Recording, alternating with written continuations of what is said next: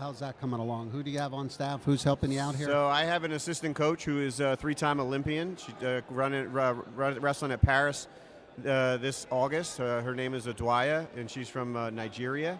She trains in the United States in New York Athletic Club and looking to get into coaching in some capacity and obviously try to live in the United States full time.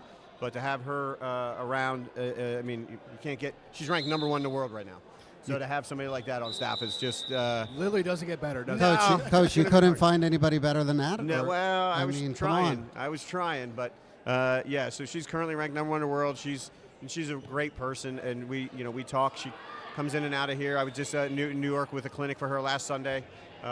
She's really great with the kids and tough as nails. Can you tell everybody out there her name, weight class, and country so that when Paris comes along this summer, they're able to maybe follow her? Absolutely. And remember? So she's Team Nigeria, 57 kilograms, and it's spelled Adunayo, but it's pronounced Adwayo. And then I'm not really still good at her last name. It's Abdikore. So she's Team Nigeria, 57K. Helen Maroulis is with our U.S. counterpart. She'll be in that same weight class, and but she's training for the Olympics in Paris, so it's going to be exciting. And so she'll be back on campus in September after Paris, more full time and being available for our team. So you don't have to answer this, but who are you going to root for when her and Helen match up? Well, I'm kind of stuck right little now. torn there, huh? Yeah. So one of my college buddies was actually Helen Maroulis' high school coach. It worked out with her down in Maryland. So he would always, I'm sure he and I will have a little rivalry there that week. But That's you awesome. always have to root for Helen. She's an amazing young lady who has done so much. Root for both of them I'll root until for, they compete against each other, right? Yeah, it's they kind of both like Lehigh Lafayette, like I'll root for both on any given day, but when the day hits they play each other, I'm going to root for Lehigh. Well, when it comes to wrestling, I'm rooting for Lehigh. always. Yeah. I would love to see Lafayette bring that program back over there. Yeah, I mean, something. Yeah, Lehigh Valley's so rich in wrestling. It would be awesome if they could make that work one day. It comes down to the people, right? It comes down to John Piper, who's a little bit older now and not able. But man, he was the champion there for so long with the club team and managing that program. And do they have another John Piper to do that? Yeah. So talk a little bit about just how lucky you are to be in. You happen to be in Lehigh Valley. A lot of us consider that the mecca of wrestling.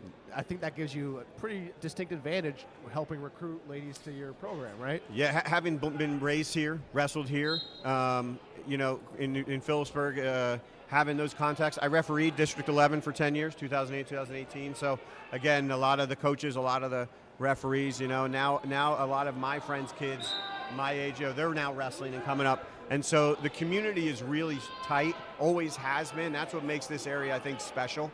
I think we all support each other when push comes to shove. And so coming back here and reestablishing those relationships, it's been joy. It really has been. Ironically, most of my recruits are out of state this year, but there's still a ton in our area that want to stay home. Yeah, no better place to be for wrestling than District 11. That's my biased opinion, obviously. Yeah. It's great for the sport, and, great for the wrestling community as a whole. You got Cedar Crest starting up a program, Lehigh starting up, so you guys are all kind of in that mix, maybe battling for some of those, same recruits. A lot of similar names that you'll see, right? Lehigh, she's doing an amazing job over there, and she's, I'd say she's recruiting world-class, world team member type athletes to really build that program, the Iowa style, right?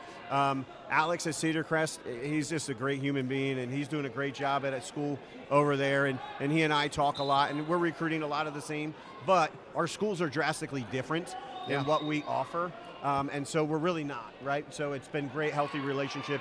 Just talking to him today, he was here earlier, so we actually try to help each other and push kids his way, my way, because our schools are just different. And so it's been a little rivalry, but nothing that's ruffled anything yet. Yeah. And that's a great way to describe it, because a healthy relationship, because you've seen those partnerships kind of evolve over the years between Muhlenberg and Lehigh with the men's club, with the Lehigh Valley Athletic Club, and you're seeing when you can work together like that, even sharing coaches and athletes, is a tremendous benefit. Yeah, and I think that goes to my personality of, listen, I just want, I just want to get along. I just want to promote the sport. So if I can help in any way, I mean, you know, I go to Lehigh all the time and meet with those coaches, obviously having a relationship with them for all these years and pick their advice. Yeah, you were there for, how many years Almost were you 15.